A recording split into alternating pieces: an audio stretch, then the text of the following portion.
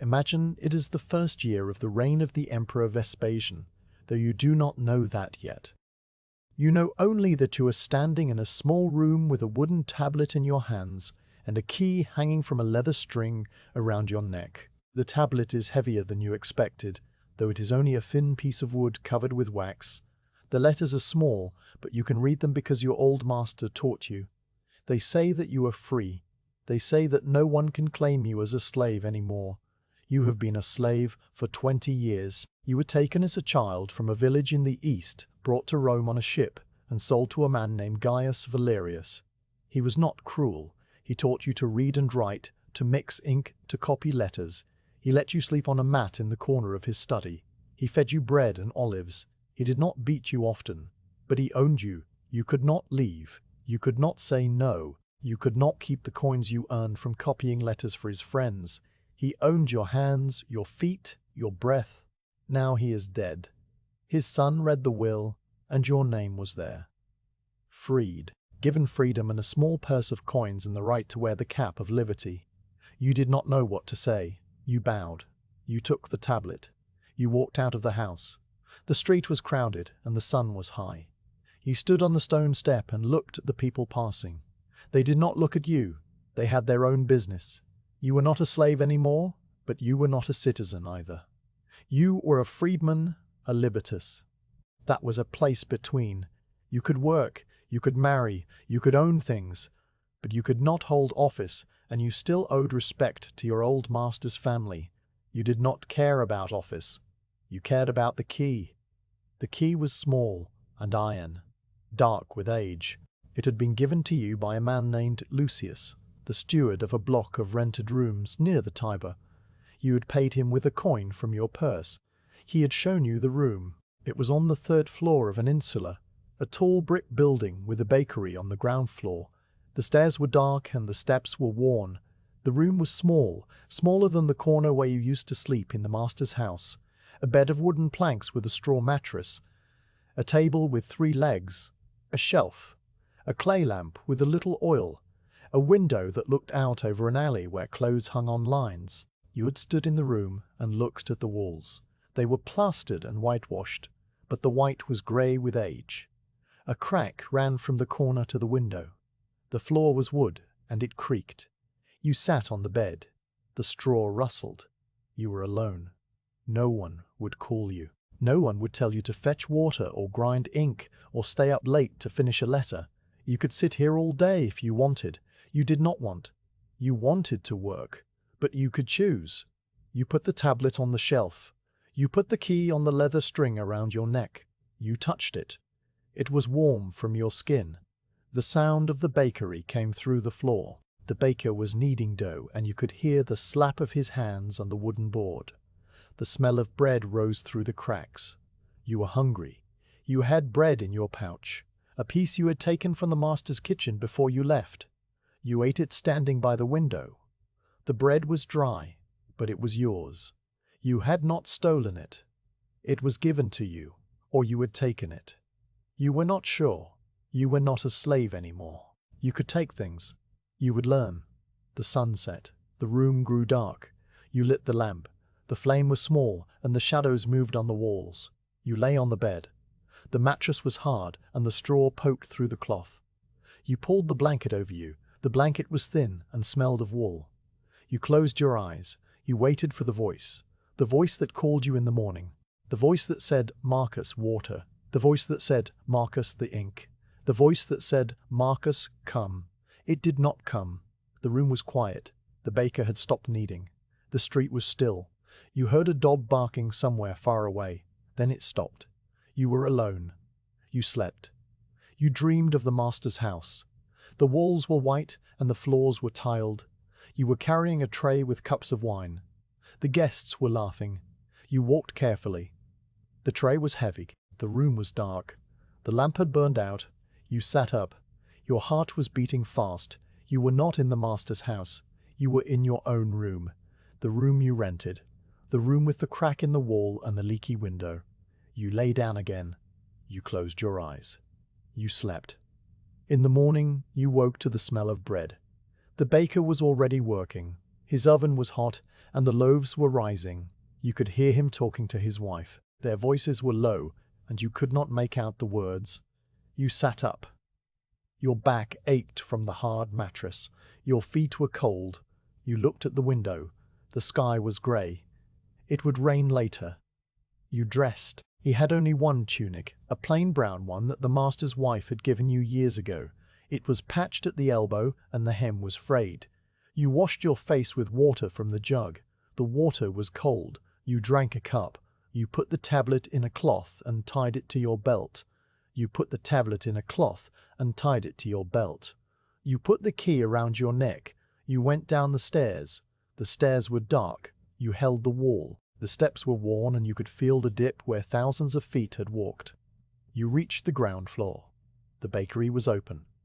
A man with flour on his arms stood by the oven. He looked at you and nodded. You nodded back. You did not know his name. You had learned. You bought a loaf of bread from his wife. She was a thin woman with grey hair and a white apron. She took your coin and gave you a small round loaf. The bread was warm. You held it in your hands. You walked to the street. The street was busy. Carts and people and dogs. A woman carried a basket of fish. A man pulled a donkey loaded with amphorae. A child ran past you, chasing a cat. You stood by the wall and ate your bread. The bread was soft and the crust was crisp. You ate it slowly. You did not have to hurry. No one was waiting. You walked to the forum. You did not know why. You had no work yet. You had coins in your pouch, but they would not last long. You needed to find a way to earn money. You knew how to read and write. You knew how to copy letters. You knew how to mix ink. That was something. The forum was crowded. People sold vegetables, oil, wine, cloth, pottery. You walked through the stalls. A man called out, "Fresh figs." Another called, "Wool from Tarpentum." You did not buy. You had to save your coins. You saw a small shop near the Temple of Saturn. It was a workshop for scrolls. The sign showed a picture of a papyrus roll. The door was open. You went inside. The room was dark, and the air smelled of dust and glue. An old man sat at a table, working on a torn scroll. He had grey hair and a thin beard. His hands were stained with ink. He looked up at you. He said, "What do you want?" You said, "I am looking for work. I can read and write. I can copy scrolls. I can mend them." He looked at your hands, your tunic, your shoes. He said, "Have you done this before?" You said, "I was a scribe for Gaius Valerius for 20 years. He said, "Valerius, I knew him. He bought scrolls from me." He looked at you again. He said, "I am Lucius. I have too much work and not enough hands. You can start tomorrow. I will pay you a few coins a day, enough for bread." You said, "Thank you." He said, "Come at dawn.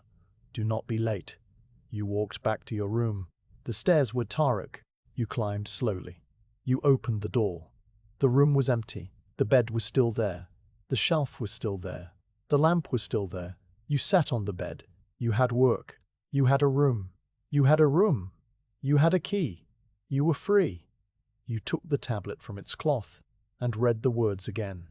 You had read them many times, but you read them again. Marcus, free by the will of Gaius Valerius. The words were small, but they were true. You put the tablet on the shelf. You put the key around your neck. You touched it. It was still warm. You went to the window. The alley was empty. A cat sat on a roof across the way. It watched you. You watched it. It blinked and looked away. You sat on the bed and waited for the evening. The sun set. The room dark. You lit the lamp. The flame was small. You lay down. You closed your eyes. You did not dream. You slept. In the morning, you woke to the smell of bread. The baker was working. You dressed. You washed your face. You drank water. You went down the stairs.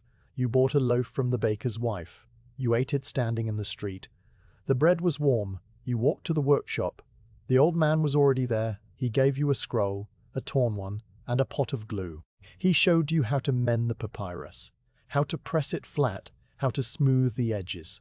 The work was slow. You sat by the window. The light was grey. You glued the torn pieces together. You held them until they dried.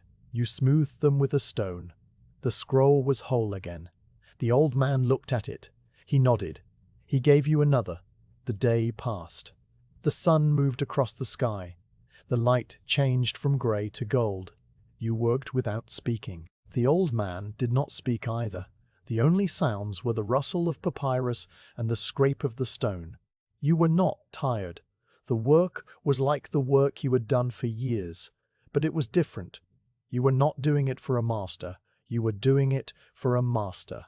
You were doing it for yourself. The coins he would give you at the end of the day would be yours. You could keep them. You could buy bread. You could buy a new tunic. You could save. At dusk, the old man said, "Enough." He gave you a small leather pouch with coins. You put it in your belt. You thanked him. He nodded. You walked back to your room. The stairs were dark. You climbed slowly. You opened the door. The room was empty. You sat on the bed. You took the coins from the pouch and counted them. There were 4. 4 bronze coins. Enough for bread for 4 days. You put them in the clay jar on the shelf. The jar was empty before. Now it had coins. You put the jar back. You lit the lamp. You ate a piece of bread. You drank water. You lay on the bed. The straw rustled. You closed your eyes. You thought of the master's house. You thought of the corner where you used to sleep. The thin mat on the stone floor. You thought of the voice that woke you, the voice that called your name. You would not hear it again. You were free. The word felt strange in your mouth. Free. You said it aloud. Free. The walls did not answer. The lamp flickered. You slept. In the morning you woke to the smell of bread. The baker was working. You dressed. You washed your face. You drank water. You went down the stairs. You bought a loaf from the baker's wife. You ate it standing in the alley. The bread was warm. You walked to the workshop. The old man was already there. He gave you a scroll. You mended it. He gave you another. You mended it. The day passed. The sun moved. The light changed. You worked. You did not speak. The dusk moved. The day passed. They gave you coins. You put them in your pouch. You walked back to your room. You climbed the stairs. You opened the door. You sat on the bed. You took the coins from your pouch and put them in the jar. The jar was heavier now. You counted the coins. You had 12. Enough for bread for 12 days. You could buy a new tunic soon. You lit the lamp. You ate bread. You drank water. You lay on the bed. You ate bread. You drank water. You lay on the bed. You looked at the window. The sky was dark. The stars were out. You thought at the key. Tap. It was warm. You were free. You were a freedman. You had a room. You had work. You had a jar with coins. You had a key. You closed your eyes. You slept. You did not dream. The days passed. You mended scrolls. You saved coins. You bought a second tunic, grey and rough, but warm. You washed your old tunic and hung it by the window. You had 2 now. You could wash one and wear the other. You were not rich, but you were not poor. You had enough. The baker's wife learned your name. She called you Marcus when you came for bread. You learned her name too. It was Flavia. Her husband was named Septimus. They had a daughter who helped in the bakery.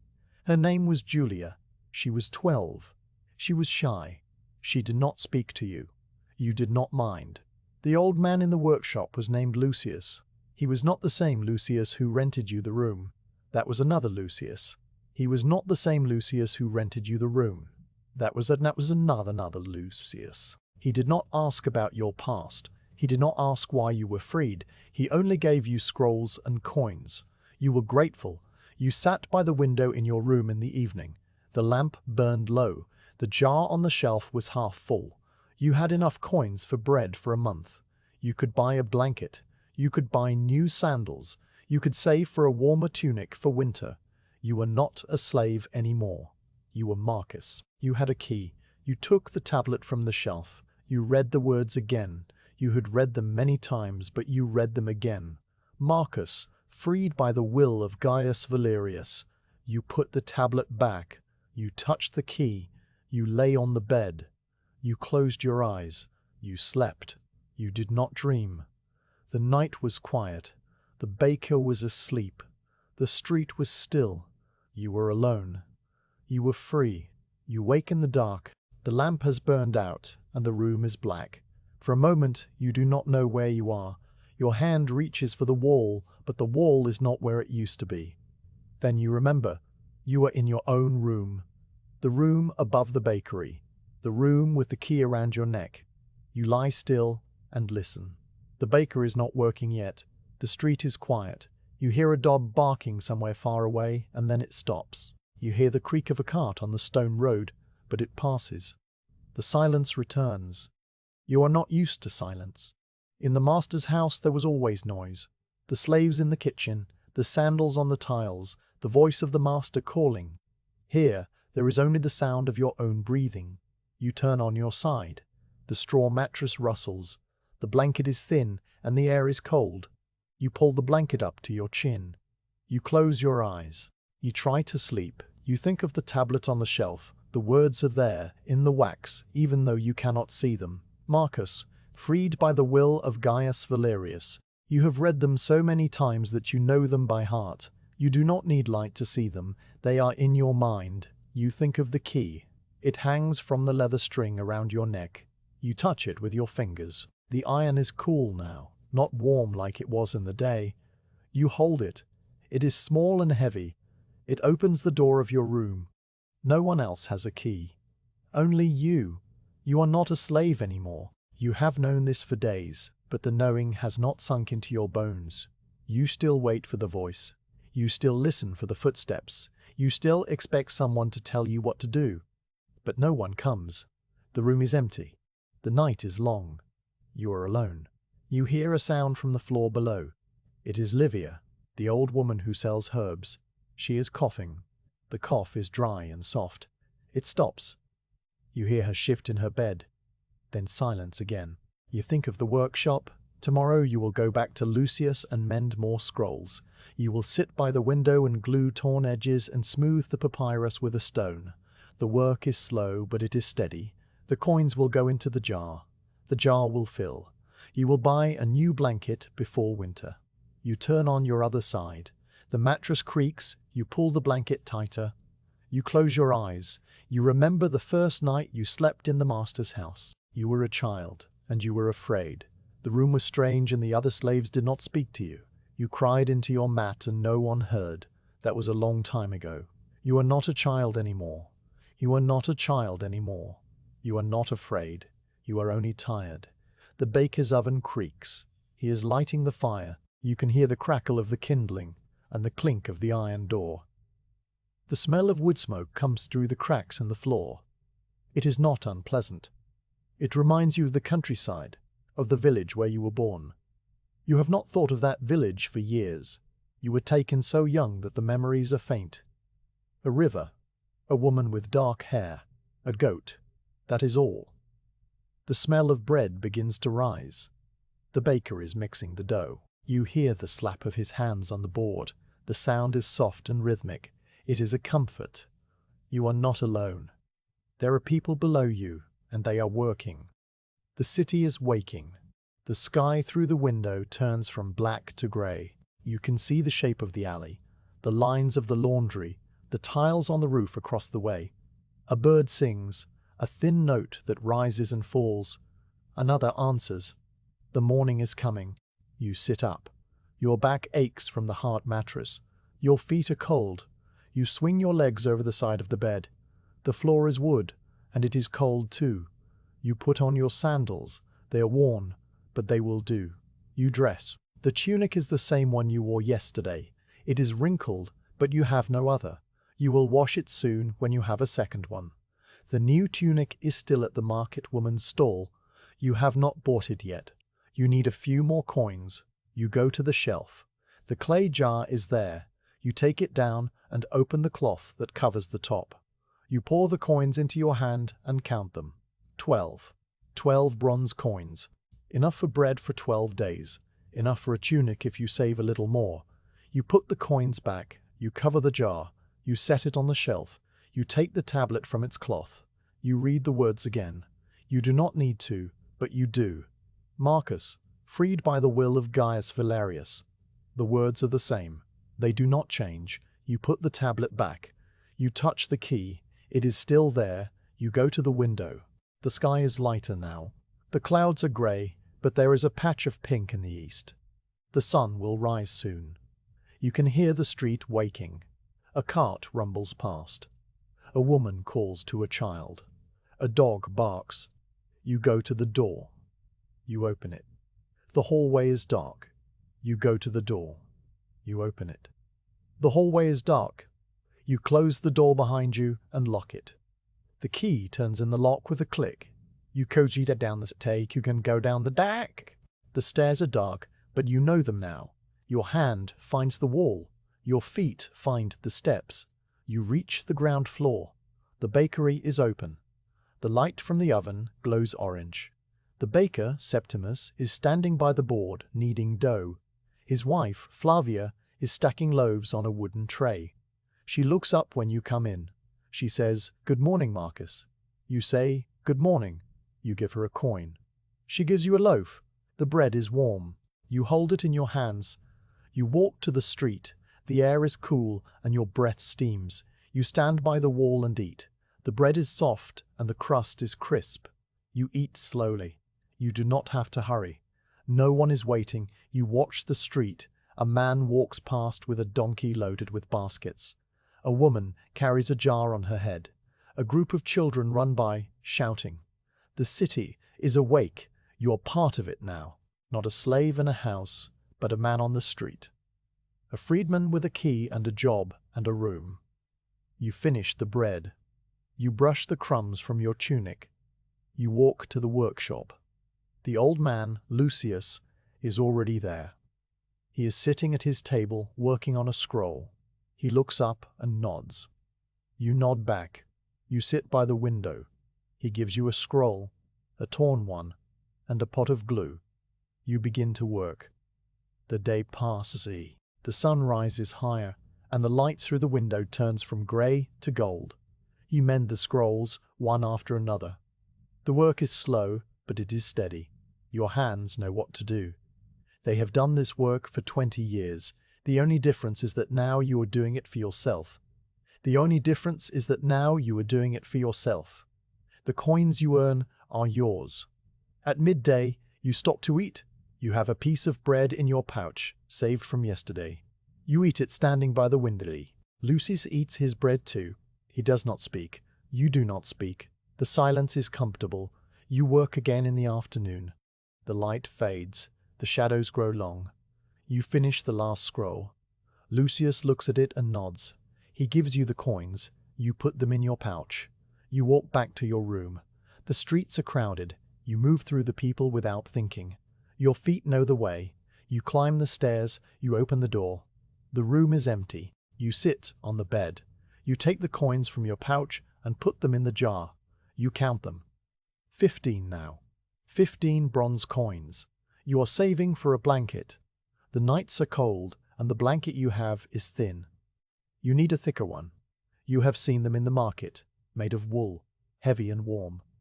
They cost 20 coins. You are almost there. You light the lamp. The flame is small, but it gives light. You take the tablet from the shelf. You read the words again. You put it back. You lie on the bed. You close your eyes. You think of the day. The scrolls, the glue, the smooth stone. The coins in the jar. The key around your neck. The tablet on the shelf. You are free. The word is still strange, but it is becoming familiar.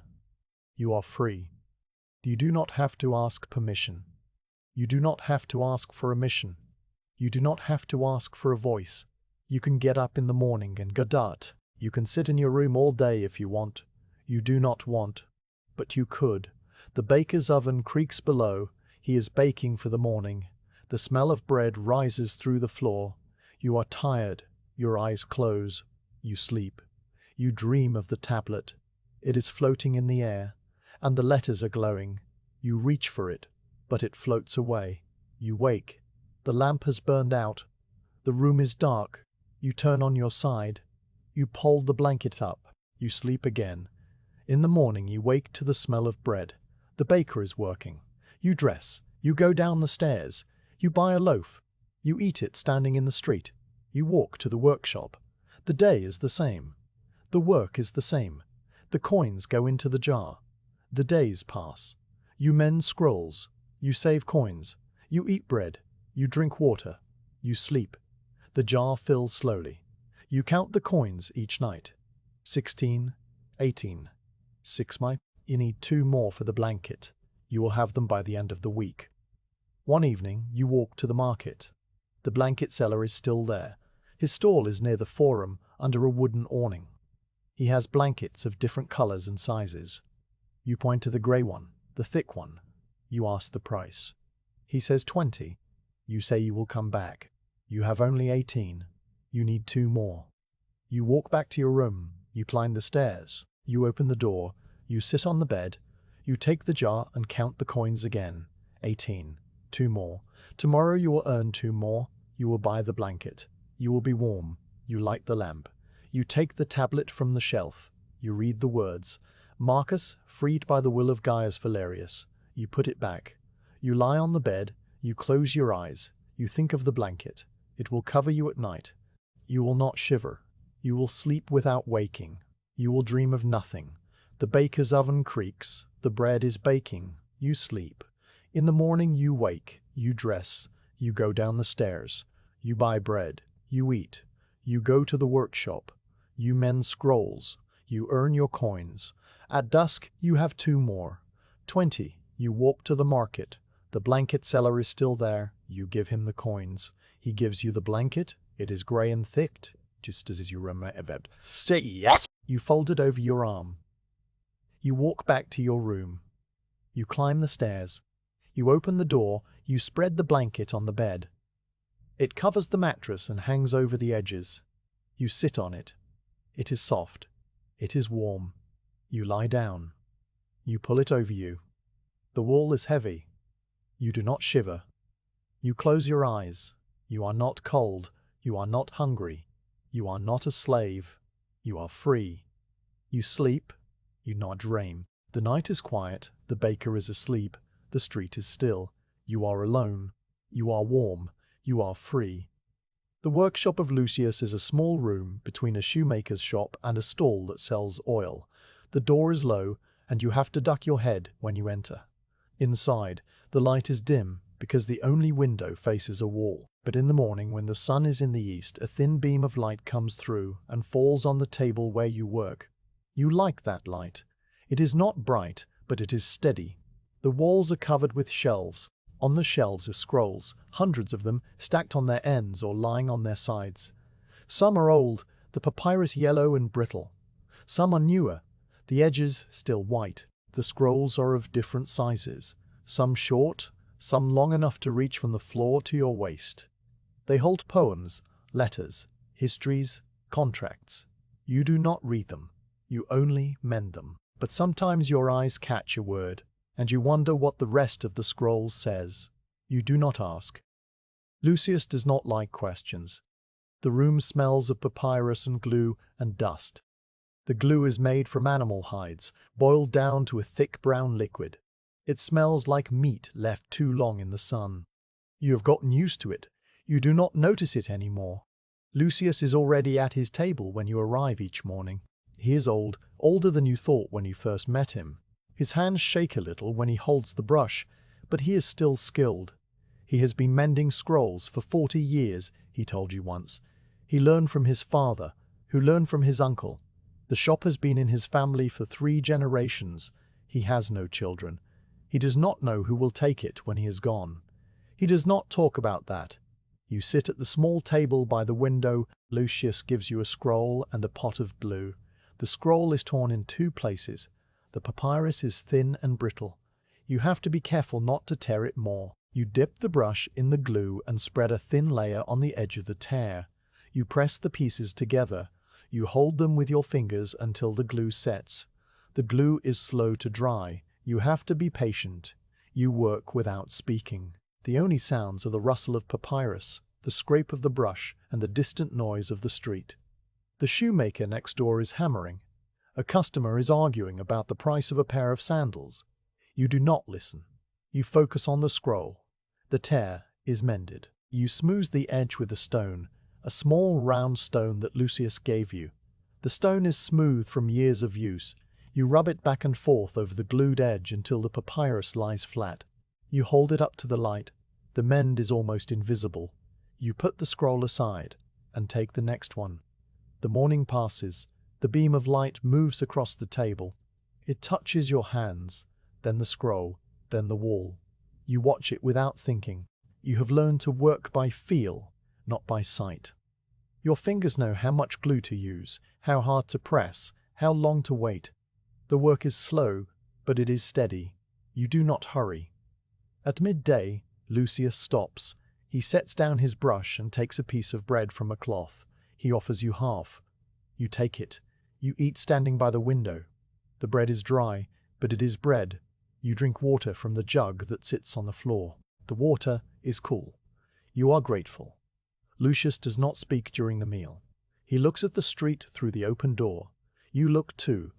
A woman walks past with a basket of eggs. A dog follows her, hoping she will drop one. She does not. The dog gives up and lies down in the shade. After the meal, you work again. The afternoon is longer than the morning. The light fades and the room grows dark. Lucius lights a small oil lamp. The flame is tiny, but it gives enough light to see the tears in the papyrus. You work by the lamp. The shadows move on the walls. You mend a scroll that has been chewed by mice.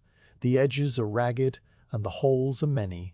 You cut small patches from a spare piece of papyrus and glue them over the holes. The patches are thin and they blend with the old papyrus. When you are done, you cannot see where the holes were. Lucius looks at it and nods. He gives you another scroll. This one is not torn, but stained. A cup of wine was spilled on it and the ink has run in places. You cannot fix that. You can only clean the surface with a damp cloth. You rub gently. The stain lightens but does not disappear. Lucius says it is enough. He puts the scroll on the shelf. Someone will buy it anyway, he says. The price will be lower, but it will sell. The day ends. The lamp flickers. Lucius puts down his brush. He counts the scrolls you have mended. There are 7. He gives you your coins, 7 bronze coins. You put them in your pouch. You thank him. He nods. You leave. The street is dark. The lamps are lit in front of the shops. You walk back to your room. The stairs are dark, but you know them. You climb slowly. You open the door. The room is empty. You sit on the bed. You take the coins from your pouch and put them in the jar. The jar is heavier now. You have enough for bread for many days. You have enough for a blanket. And you have the blanket.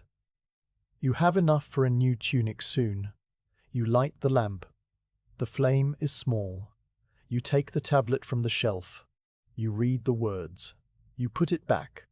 You lie on the bed. The new blanket is warm. You pull it over you. You close your eyes.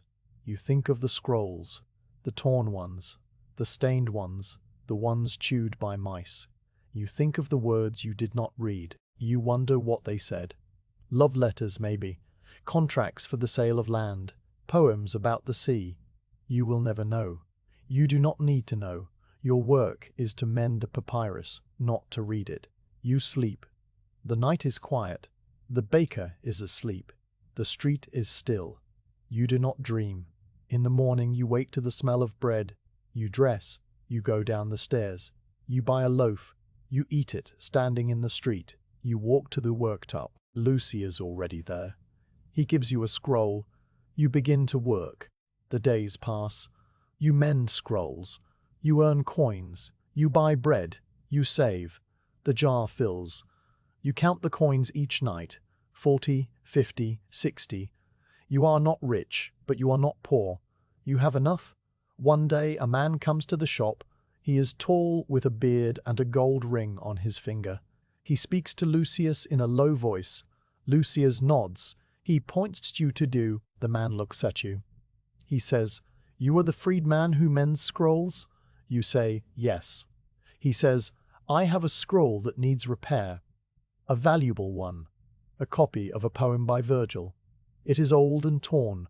I will pay double your usual rate." You look at Lucius. Lucius nods. You say, "I will do it." The man gives you the scroll. It is wrapped in a cloth. You unwrap it carefully. The papyrus is brown and bristly. The edges are frayed, and there are tears in several places. The ink is faded, but you can still read some of the words. Ama varumque cano. You have heard those words before. They are the beginning of the Aeneid. This is an old copy, perhaps 100 years old. You are careful. You work slowly. You glue each tear, one by one. You smooth the edges. You patch the holes. The work takes 2 days. The man comes back. He looks at the scroll. He retreats the eyes. He nods. He gives you the coins, double the usual rate. You put them in your pouch. You thank him. He leaves. Lucius says, "You did well." You say, "Thank you." He says, "You are a good worker. I am glad you came." You do not know what to say. You nod. You return to your work. The days turn into weeks. The weeks turn into months. The seasons change. The summer is hot and the workshop is stuffy. The glue dries too fast and you have to work crude. The winter is cold and your fingers are stiff. You warm your hands over the lamp before you work. But you work. Every day you work. The scrolls come and go. The coins go into the jar. The jar fills. You buy a new tunic. It is grey and rough, but it is warm. You wash your old tunic and hang it by the window. You have 2 now. You buy a pair of sandals from the shoemaker next door. He gives you a discount because you are a neighbour. The sandals are sturdy. They do not slip on the stone streets. You buy a small table with 4 legs. You put it by the bed. You put the lamp on it. You put the lamp on it. You buy a clay cup and a bowl. You eat from the bowl instead of from your hands. You are not rich, but you have things. You have a room with a bed, a blanket, a table, a lamp, a jar of coins, a tablet, a key. You have 2 tunics, a pair of sandals, a cup, a bowl. You have work. You have enough. You sit by the window in the evening. The lamp burns low. You look at the alley. The laundry is hanging on the lines. A cat is sleeping on a roof. The sky is dark. The stars are out. You touch the key around your neck. You are free. You have been free for months. The word is not strange anymore. It is your name. You are Marcus Freedman. You are Marcus Freedman. You are Marcus who mends scrolls. You are Marcus who has a room above a bakery. You are Marcus who has a key. You take the tablet from the shelf. You read the words. Marcus, freed by the will of Gaius Valerius. You have read them so many times that the wax is warm. The letters are faint, but you can still see them. You put the tablet back. You lie on the bed. You pull the blanket over you. You close your eyes. You think of the scrolls you have mended, hundreds of them, tears and stains and holes. You have given them new life. Someone will read them years from now and will not know that your hands held the glue, that your fingers pressed the edges, that your eyes watched the light. They will not know your name. That does not matter. The work is enough. You sleep. You do not dream. The night is quiet. The baker is asleep. The street is still. You are alone. You are free. You are at rest. The jar sits on the shelf next to the tablet. It is made of dark clay, unglazed, rough to the touch. You found it in the market for a few coins. It was empty then. Now it is not. You take it down each evening after work, untie the cloth that covers the top, and pour the coins into your hand. You count them one by one. They are small and dark, the color of old bronze. Some are worn smooth, the images on them almost gone. Others are newer, the letters still sharp. You do not read them. You only count. The number grows slowly. A few coins each day, sometimes more if Lucius has extra work. You put them in the jar and cover it. You set it back on the shelf. You do not spend them unless you must. You have learned to live on little. You eat bread and olives and an onion sometimes. You drink water from the public fountain. You need nothing else. Your old tunic is thin. You have washed it so many times that the wool has worn smooth. You can see the light through it when you hold it up to the window. You need another. You have seen them in the market, hanging from the stalls of the cloth sellers. Tunics of grey and brown and undyed wool. The cheapest ones are rough and stiff, but they are warm. You have enough coins now. You decide to buy one. One morning, instead of going straight to the workshop, you walk to the market. The sun is not yet high, and the streets are crowded. You push through the people. past the vegetable sellers and the fish stalls and the potters. The cloth sellers are at the far end, near the Temple of Castor. You have been there before. You know where to go. The woman at the stall is named Ursula. She has a broad face and arms thick from lifting bolts of cloth. She remembers you. She says, "Marcus, you came back." You say, "I need a tunic. A simple one, grey, if you have it." She points to a pile on the table. The tunics are folded, and you have to unfold them to see the size. You hold one up. It is long enough, and the sleeves are wide. The wool is rough, but it is thick. You ask the price. She tells you. You count the coins from your pouch. You have enough. You give them to her. She gives you the tunic. You fold it and put it over your arm. You walk back to the workshop. The tunic is heavier than you expected. The wool smells of sheep and lanolin. You like the smell. It is the smell of something new. Lucius is already working. He looks at the tunic and nods. He does not ask how much it cost. He does not ask where you got it. He gives you a scroll. You sit by the window and begin to work. The tunic lies on the floor beside your stool. You glance at it sometimes. It is yours. At the end of the day, you carry it back to your room. You climb the stairs. You open the door. You spread the new tunic on the bed. It is grey and plain. You touch it. It is soft in some places and rough in others. You will wash it before you wear it. The dye might run, and you do not want the color to stain your skin. You take off your old tunic. It is thin and worn. You have worn it for years, even before you were freed. It was given to you by the master's wife when your old tunic fell apart. It has patches on the elbows and a tear under the arm that you mended badly. You fold it and set it on the shelf. You will keep it for now. You can use it for rags later. You put on the new tunic. It is stiff, and the wool scratches your skin. But it is warm. You move your arms. The sleeves are a little long, but you can fold them back. The hem falls to your knees. It is a good length. You look at yourself in the polished bronze mirror that hangs on the wall. The mirror is small and the reflection is dim, but you can see the shape. The tunic is grey and it fits. You are not a rich man. You do not need fine clothes. You only need to be covered and warm. You add a little soap made from ashes and fat. You scrub the wool with your hands. The water turns grey. You rinse the tunic and hang it by the window. It will dry by morning. You will have 2 tunics then. You can wash one and wear the other. You will never have to wear a dirty tunic again. You light the lamp. The flame is small. You take the jar from the shelf. You pour the coins into your hand. You count them. There are fewer now. You spent many on the tunic, but there is still enough for bread for many days. You put the coins back. You cover the jar. You set it on the shelf. You take the tablet. You read the words. You put it back. You lie on the bed. The new blanket is warm. The new tunic is scratchy. You will get used to it. You close your eyes. You think of the coins in the jar. You will save more. You will need them for the winter. Wood for the brazier costs money. Olive oil for the lamp costs money. Bread costs money. You have enough for now, but you must save for later. You cannot spend everything. You are free, but freedom does not mean you can stop working. It means you work for yourself, not for a master. The jar is your master now. It tells you when you can buy and when you must wait. The baker's oven creaks. The bread is baking. You sleep. In the morning, you waked to the smell of the bread. It's bread. You take it from the line. It is stiff and wrinkled, but it is clean. You fold it and put it on the shelf. You put on the new tunic. It is still scratchy, but it is warm. You go down the stairs. You buy a loaf from Flavia. She looks at your tunic and says, "New?" You say, "Yes." She nods. She does not say more. You eat the bread, standing in the street. The bread is warm. The morning is cool. You walk to the workshop. Lucius is already there.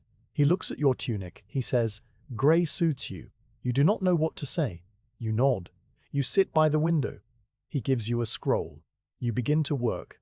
The day passes. The light moves across the table. You mend tears and smooth edges. The glue dries. The coins go into your pouch. At dusk, Lucius gives you a pay. You put the coins in your pouch. At dusk, Lucius gives you your pay. You put the coins in your pouch. You walk back to your room. You climb the stairs. You take the jar from the shelf. You pour the coins into your hand. You count them. You add the new coins. You put them back. You cover the jar. You set it on the shelf. You light the lamp. You take the tablet. You read the words. You put it back. You lie on the bed. The blanket is warm. The tunic is scratchy. You are tired. You leap. The days pass. You work. You sieve. The day parts. You scardy. 50, 60, 70. You have enough for wood for the winter. You have enough for oil. You have enough for bread. You are not rich, but you are not poor. You have enough. One evening, you go to the market. You buy a small brazier, a clay bowl with holes in the sides. You will put charcoal in it and light it. The heat will warm your room. The winter is coming, and your room has no hearth. The brazier will help. You carry it back to your room. You set it on the floor by the bed. It is small, but it will hold enough charcoal to warm the space around it. You will sit close to it in the evening. You will sleep with it nearby. You buy a sack of charcoal from the man who sells fuel near the forum. The charcoal is black and dusty. You carry it up the stairs. You put the sack by the brazier. You will use it sparingly. Charcoal is not cheap. You light the brazier for the first time. The charcoal glows red. The heat is small, but you can feel it on your hands. You hold them over the bowl. The warmth is good. You sit by the brazier and eat your bread. The room is still cold, but the space around the brazier is warm. You are grateful. You take the jar from the shelf. You pour the coins into your hand. You count them. You have spent many, but you still have enough. You put them back. You cover the jar. You set it on the shelf. You put them back. You cover the jar. You set it on the shelf. You take the tablet. You read the words. You put it back. You lie on the bed. The blanket is warm. The brazier glows. You think of the thigh. They are not many, but they are yours. You earned them. You saved them. You spent them on things you needed. You did not ask permission. You did not wait for a master to give you what you needed. You bought them yourself. That is what freedom means. Not being rich, not being powerful. Being able to buy a tunic with your own money. Being able to choose which one. Being able to wash the old one and keep it for later. You sleep. The brazier glows. The room is cold, but you are warm enough. In the morning you wake. The brazier has gone out. The charcoal is grey ash. You will light it again in the evening. You dress. The new tunic is less scratchy now. You have worn it for days, and the wool has softened. You go down the stairs. You buy bread. You eat. You walk to the workshop. Lucius is there. He gives you a scroll. You work. The day passes. The coins go into your pouch. You walk back to your room. You climb the stairs. You open the door. You take the jar from the shelf. You pour the coins into your hand. You count them. You add the new coins. You put them back. You cover the jar. You set it on the shelf. You light the brazier. The charcoal glows. You sit by it and eat your bread. The bread is dry, but it is warm. You drink water from the cup. The water is cold. You are not hungry. You are not thirsty. You are not cold. You take the tablet. You read the words. You put it back. You lie on the bed. The blanket is warm. The brazier glows. You close your eyes. You think of the jar. It is half full. You will fill it. You will save for the winter. You will save for the winter. You will sieve for the winter. You will survive before. You will survive. We have survived. You will slive but 20 years. You do not dream. The night is quiet. The baker is asleep. The street is still. You are alone. You are free. You have a jar of coins. You have a key. You have a tablet. You have enough. The first time you hear her, you think nothing of it. A cough from below, a shuffle of feet, the closing of a door. The walls of the insula are thin, and sounds travel. You have learned to ignore them. The baker's hand slapping dough, the arguments of a couple on the second floor, the crying of a baby somewhere above you. These are the sounds of the building. They are not your concern. But the woman in the room below you is different. You notice her because she is quiet, too quiet. Days pass and you do not hear her. Then a cough, then nothing. You wonder if she is sick. You wonder if she is alone. You do not ask. You are not used to asking. One evening you are climbing the stairs with your bread and your pouch of coins. You stop at the landing of the second floor. Her door is there, wooden, dark, with a leather hinge. You hear a sound inside, a low moan. You hesitate. You are not a neighbour. You are a freedman who keeps to himself. But you knock. The door opens a crack. A face appears. She is old with grey hair pulled back and a white cap. Her eyes are red and her cheeks are sunken. She looks at you and says, "What do you want?" You say, "I live above you. I heard you." "Are you sick?" she says. "I am old. That is not sickness." She starts to close the door. You say, "I have bread." She stops. She looks at you. She opens the door wider. Her room is smaller than yours. A bed, a table, a stool, a shelf with a few pots, a small brazier with no fire. The air is cold and stale. She sits on the bed and pulls a blanket over her shoulders. You stand by the door. You take the bread from your pouch and give it to her. She takes it. She breaks it in half and gives one half back. You take it. You sit on the stool. She eats her bread. You eat yours. The room is quiet. She says, "I am Livia." You say, "I am Marcus." She says, "I am Livia." You say, "I am Marcus." She says, "I know. I have seen you on the stairs." You say, "I have seen you too." She says, "You are the freedman, the one who mends scrolls." You say, "Yes." She says, "I sell herbs in the market. Dried thyme, rosemary, mint. It is not much, but it buys bread." You say, "I mend scrolls. It is not much, but it buys bread." She almost smiles. She does not much, but it buys bread. She almost smiles. She does not.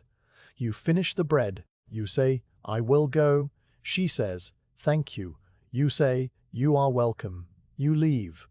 The next evening, you knock again. She opens the door. You give her half of your bread. She gives you a cup of water. You sit on the stool. She sits on the bed. You eat. She eats. She eats. She says, "You do not have to give me bread." You say, "I have enough." She says, "You are kind." You say, "I am not kind. I am alone. You are alone." That is all. The days pass. You share bread with Livia each evening. Sometimes you eat in her room. Sometimes she comes up to yours. She likes to sit by your brazier. Her room has no brazier. She says she cannot afford one. You do not ask why. You do not ask about her husband, who she mentioned once, or her children, who she never mentions. She does not ask about your past. You are two people who shared bread. That is enough. She tells you about the market, the prices of herbs, the customers who haggle, the women who buy mint for their kitchens. She tells you about the other sellers, the fishmonger who cheats, the olive seller who gives fair measure. You listen. You do not have much to tell. Your days are the same. Scrolls, glue, coins. But you tell her about the old man Lucius, about the shoemaker next door, about the scrolls that are too damaged to mend. She listens. She does not interrupt. One evening, she brings a bowl of soup. The soup is thin, made from lentils and a few herbs. She gives you half. You eat it from the bowl with a wooden spoon. The soup is warm, and it is the best thing you have tasted in weeks. You ask, "Where did you get the lentils?" She says, "I traded some time for them. A farmer from the country needed herbs for his wife's cough. He gave me a small sack." You say, "You are kind." She says, "I am not kind. I am old. That is all." You wash the bowl and give it back. She goes to her room. You lie on your bed. The brazier glows. You think of Livia. She is old and poor and alone. But she is not sad. Or she is sad, but she does not show it. You are not sad either. You are tired. That is different. The weeks pass. The evenings grow cold. That is just mad. You light your brazier earlier. Livia comes up and sits by it. She brings her sewing, a piece of cloth that she is turning into a tunic. Her hands are slow, and the stitches are crooked. You do not say anything. You sit by the window and watch the alley. The laundry flaps in the wind. The cat sleeps on the roof. The sky is grey. You tell her about the day a man brought a scroll that had been burned. The edges were black and the papyrus crumbled when you touched it. You could not mend it. The man was angry. He blamed you. Lucius sent him away. Livia says, some people cannot accept that things are broken.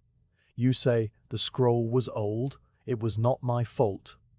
She says, fault does not matter. People need someone to blame. You nod. She tells you about a woman who bought thyme for her daughter's cough. The daughter was young and the cough was bad. The woman came back the next day and said the thyme did not work. Livia gave her a different herb. The woman did not thank. Livia's set face says she was as afraid of fear makes people sharp. You say you are not sharp. She says, I am too old to be sharp. You laugh. It is a small laugh, short and quiet. She looks at you. She almost smiles. One evening you have no bread. Lucius had less work and your coins are few. You go to Livia's door. You do not knock. You stand there. She opens it. She sees your face. She says, I have bread. She gives you half. You did it she seen there. She sown there. She has a gov visit it she denies his guys. She does not expect thanks. The next day, Lucius has more work. You earn extra coins. You buy bread and give Livia a whole loaf. She takes it and puts it on her shelf. She says, you did not have to. You say, I had enough. She says, you are kind. You say, I am not kind. I am paying a debt. She says, there is no debt between us. You say, there is always a debt. She does not argue. The winter comes. The wind is cold and the rain falls. Your room leaks and you put a bowl under the drip. Livia's room leaks too. You hear her moving the bowl in the night. The drip keeps you awake. You stuff a rag in the hole. It still drips. You learn to sleep through it. You buy extra charcoal. You share it with Livia. She lights her brazier and her room is warm. She invites you down. You sit by her brazier and eat bread. She has made soup from a bone and some herbs. The soup is thin, but it is warm.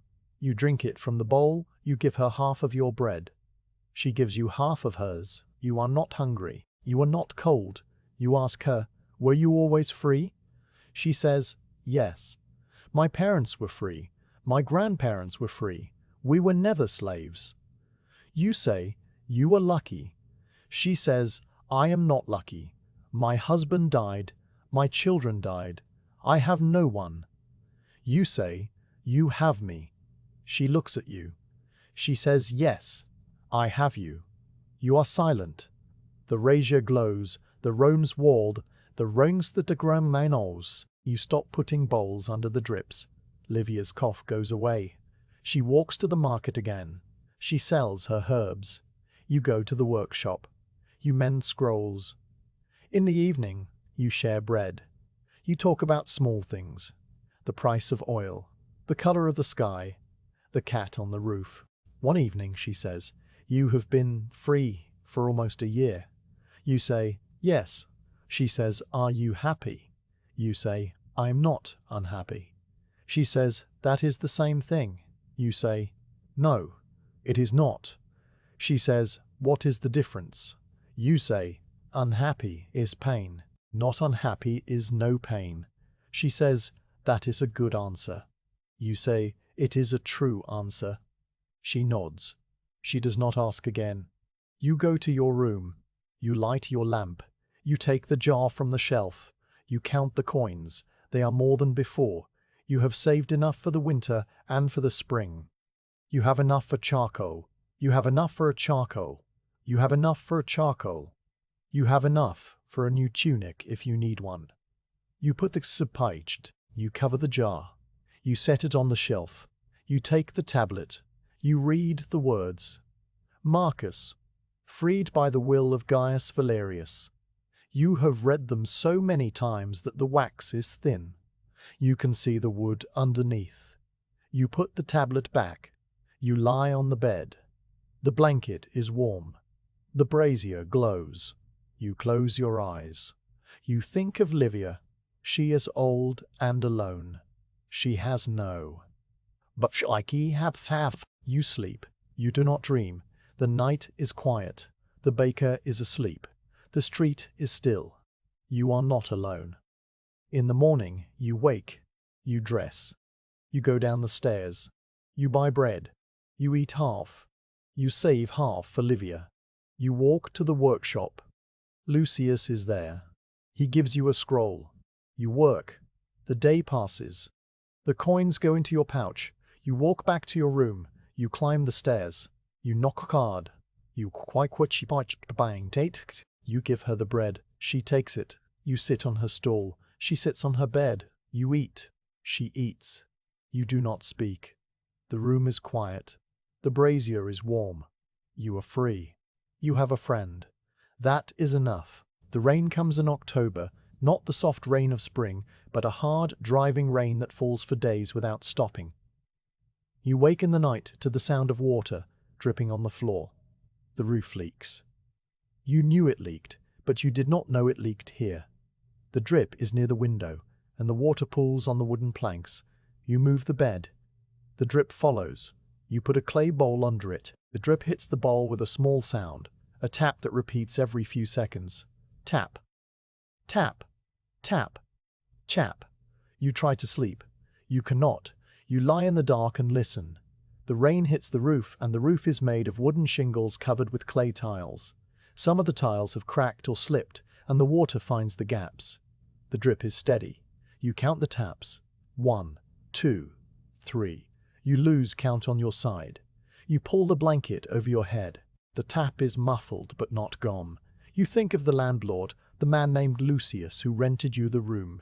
He is not the same Lucius as the scroll mender. This Lucius is younger, with a scar on his cheek and a voice that is always tired. He owned several buildings in this part of the city. He does not live in any of them. He has a house on the Palatine Hill, or so he says. You have only seen him once, when you paid the first month's rent. He took your coins and gave you the key. He did not mention the roof. You will have to tell him about the leak. You will have to find him. You do not know where his house is. You will have to ask the baker.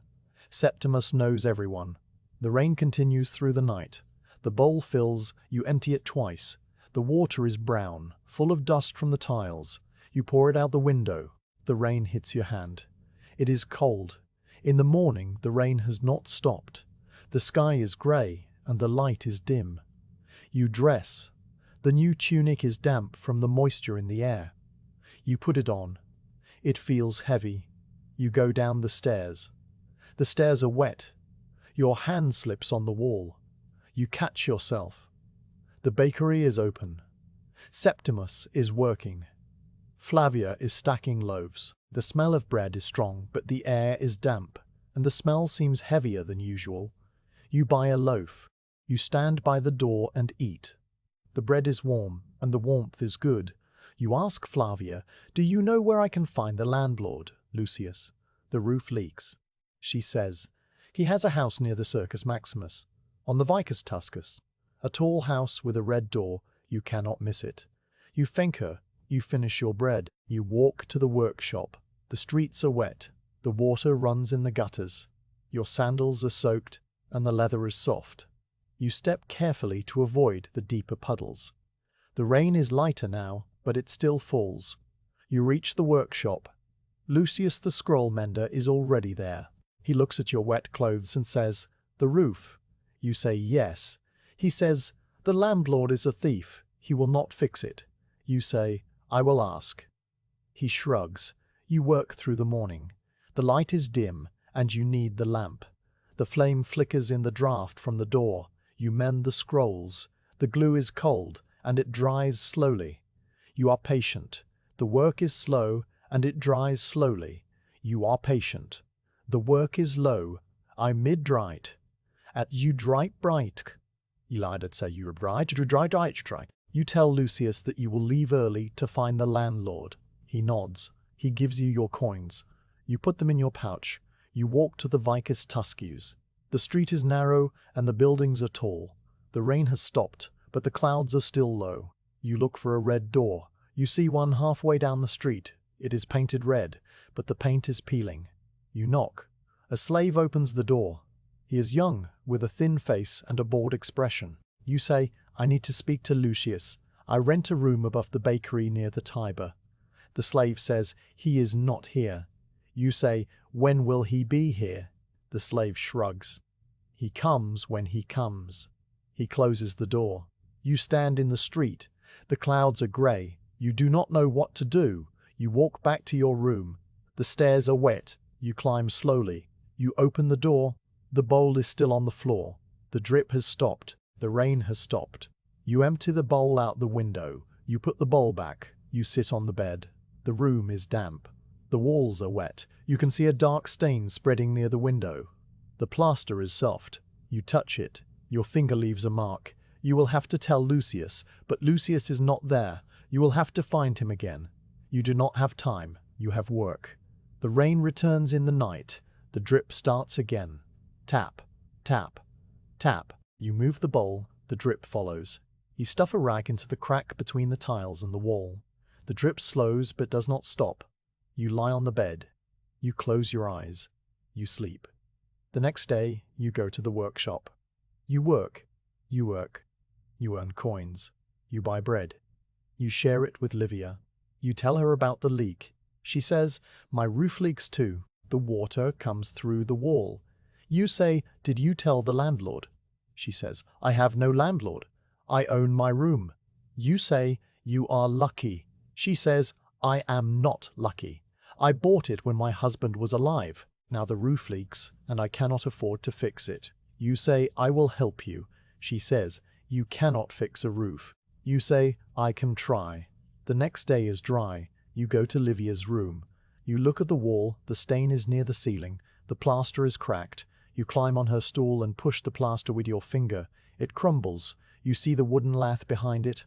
The water has been coming through for a long time. You do not know how to fix it. You are not a builder. You are a scroll mender. You go to your room. You look at your own wall. The stain is larger. The plaster is soft. You push it. It crumbles. You see the lath. You see the gap between the tiles. The water comes through the gap and runs down the wall. You need a tile. You need to climb onto the roof. You do not have a ladder. You go to the bakery. You ask Septimus, do you have a ladder? He says, I have one in the back, but the roof is slippery. Do not fall. You take the ladder. It is heavy. You carry it up the stairs. You lean it against the wall and push it through the window. The window is small. The ladder barely fits. You climb onto the roof. The roof is steep. The tiles are wet.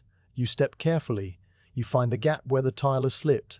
The wood underneath is wet and soft. You push the tile back into place. It fits. You step back. You climb down. The ladder slips. You grab the edge of the roof. Your hand holds. You pull yourself up. You climb down again. Your heart is beating fast. You go inside. The drip has stopped. You wait.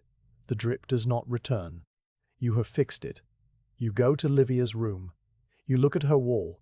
The stain is still there, but the water is not coming through. You do not know if your roof is connected to her wall. You wait.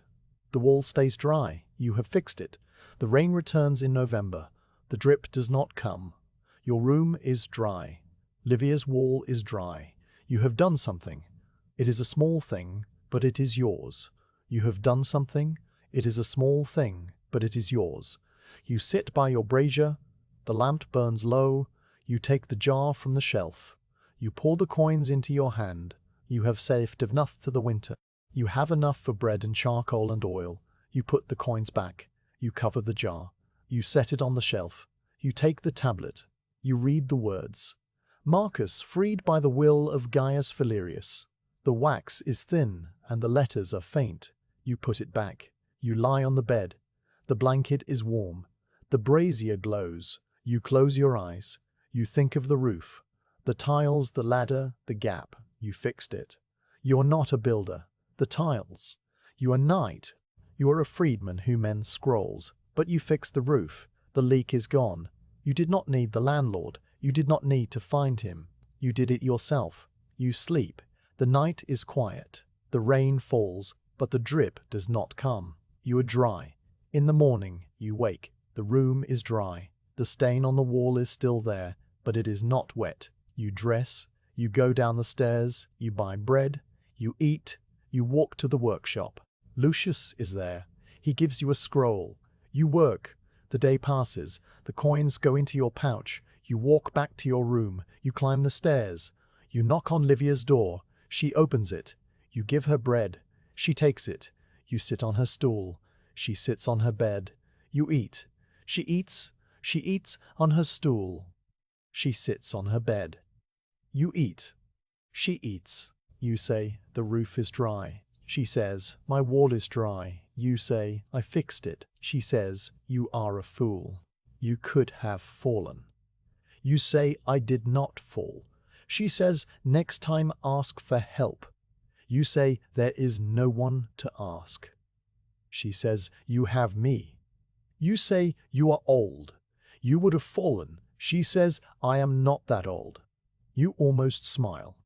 She almost smile. She almost smiles. You finish the bread. You go to your room. You light the lamp. You take the jar. You count the coins. You put the tablet. Read the braid. You could part the guy jack. You could be fat. You lie on the bed. The blanket is warm. The brazier glows. You close your eyes. You think of the roof. You think of Livia. You are not alone. You have a friend. You have a room that is dry. You have a room that is dry. You have a key. You have a tablet. You have a jar of coins. You are free. You are dry. That is enough. The festival of Saturnalia came in December. You knew it was coming because the streets grew busier and the voices grew louder. People bought gifts, small things, candles and clay figures and nuts. The shops stayed open later, and the smell of roasted chestnuts filled the air. You had not celebrated Saturnalia for years. In the master's house, the slaves were given a brief rest, a meal with wine, a chance to wear the cap of liberty for a day, but you were always working. The master's letters did not wait for the festival. You copied them while the others laughed. This year, you were free. You could do what you wanted. You could rest. You could buy a gift. You could sit in your room and do nothing. You did not know what to do. The workshop closed for 3 days. Lucy said, even old men need rest. He gave you a small bonus, a few extra coins, and told you to enjoy the festival. You put the coins in your pouch. You walked back to your room. The streets were crowded. A man dressed as a king walked past, followed by children throwing nuts. A woman sang a song you did not recognize. The noise was strange. You were used to quiet. You climbed the stairs. You knocked on Livia's door. She opened it. You said, Saturnalia. She said, I know. You said, do you celebrate? She said, I am old. I celebrate by staying warm. You said, I have extra coins. I can buy a candle. She said, a candle is a good gift. You walked to the market. The stalls were full of small things. You saw beeswax candles, white and smooth, more expensive than tallow. You carried them back them. The cloth, you bought 2, one for Livium, the bath. The You gave one to Livia. She held it in her hands. She said, it is beautiful. You said, it is a candle. She said, it is light. You did not know what to say. She put it on her shelf. You went to your room. You lit your own candle. The flame was steady and bright, brighter than your oil lamp.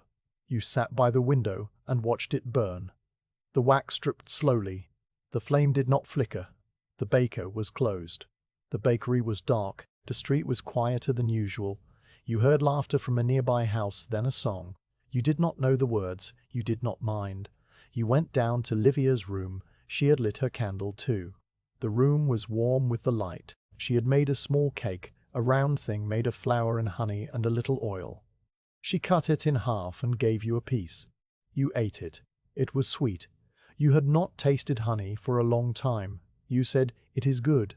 She said, it is not good. She said, it is not good. It is dry. You said, it is sweet. She said, the honey is old. You ate it anyway. You sat by her brazier. The candle burned. She told you about Saturnalia when she was young. Her husband would give her a gift, a new shawl or a silver brooch. They would eat a roasted goose and drink wine. The children would play games. You listened.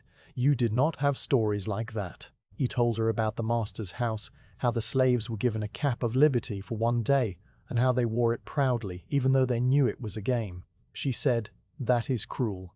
You said, "It was not cruel. It was the custom." She said, "A custom can be cruel." You did not argue. The candle burned low, the wax pooled around the wick. You watched it. She watched it. The flame died. The room was dark except for the brazier. You said, "I will go." She said, "Good night." You went to your room. You lit your lamp. You lay on the bed. The next day, you walked to the forum. The crowds were thinner. Many people stayed home. Yvline was selling. You bought one, a horse, small and brown. You gave it to Livia. She put it on her shelf next to the candle. She said, "It is ugly." You said, "It is a horse." She said, "It is a lump of clay." You said, "It is a gift." She did not argue. She put it on the shelf. The festival ended. The workshop reopened. You went back to work. The scrolls were waiting. The glue was cold. The light was dim. You worked. The days passed. One evening, you sat by your window. The candle was gone, burned to nothing. You had only the old lame now. You looked at the jar on the shelf. It was full. You had saved enough for the winter. You had enough for bread and charcoal and oil. You had enough for rent. You had a friend. You had a friend. You had a job. You had a key. You took the tablet. You read the words, Marcus, freed by the will of Gaius Valerius. You had read them so many times. The wax was thin. You could see the wood. The letters would soon be gone, but you would remember them. You did not need the tablet. You had the key. You put the tablet back. You lay on the bed. The blanket was warm. The brazier glowed. You closed your eyes. You thought of the festival, the candle, the cake, the horse. Livia said the horse was ugly. It was. But it was. You had given her something. She had given you something. That was the festival. Not the candles, not the cakes, the giving. You slept. You did not dream. In the morning, you woke. The baker was working. The smell of bread rose through the floor. You dressed. You went down the stairs. You bought a loaf. You ate half. You saved half for Livia. You walked to the workshop. Lucius was there. He gave you a scroll. He did every day, penny past. You walked back to your room. You climbed the stairs. You knocked on Livia's door. She opened it. You gave her the bread. She took it. You sat on her stool. She sat on her bed. You ate. She ate. You did not speak. The room was quiet. The brazier was warm. You looked at the shelf. The candle was gone. The horse was still there. It was still ugly. You did not say anything. You finished the bread. You went to your room. You lit the lamp. You took the jar. You counted the coins. You put them back. You took the tablet. You read the words. You put it back. You lay on the bed. The year was ending. You had been free for almost a year. You had a room, a job, a friend, a jar of coins. You had 2 tunics and a pair of sandals. You had a blanket and a brazier. You had a key. You were not rich. You were not powerful. You were not important. But you were free. That was enough. You closed your eyes. You slept. The next morning you woke. The sun was rising. The light through the window was gold. You sat up. The room was cold, but the brazier had coals. You added a few chips of wood. The flames leaped. You warmed your hands. You dressed. You went down the stairs. The bakery was open. You bought a loaf. You ate it standing in the street. The bread was open. You bought a loaf. You walked to the workshop. He gave you a scroll. You began to work. The day passed. The sun set. You walked back to your room. You climbed the stairs. You knocked on Livia's door. She opened it. You gave her bread. She took it. You sat on her stool. She sat on her stool. She sat on her bed. You ate. She ate. She ate. She said, "The year is ending." You said, "Yes." She said, "Are you glad?" You said, "I am not sorry." She said, "That is the same." You said, "No, "It is not." She said, "What is the difference?" You said, "Glad is hope, not sorry is peace." She said, "You are a philosopher now." You said, "I am a freedman who mends scrolls." She said, "That is the same thing." You did not argue. You finished the bread. You went to your room.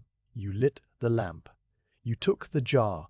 You counted the coins. You put them back. You took the tablet. You read the words. You put it back. You lay on the bed. You thought of the year, the tablet, the key, the room, the workshop, the coins, the bread, the tunic, the blanket, the brazier, the roof, the leak, the ladder, the tiles, the rain, the drip, the bowl, the rag, the candle, the horse, the cake, the soup, the lentils, the herbs, the market, the customers, the scrolls, the glue, the stone, the lamp, the flame. You thought of Livia, her grey hair, her white cap, her red eyes, her sunken cheeks, her crooked stitches, her thin soup, her dry cake, her ugly horse. She was old and poor and alone. She was your friend. You were free. You had a friend. That was enough. You closed your eyes. You slept. The night was quiet. The baker was asleep. The street was still. You were not alone. In the morning you woke. The sun was rising. The light was quelled. You sat up.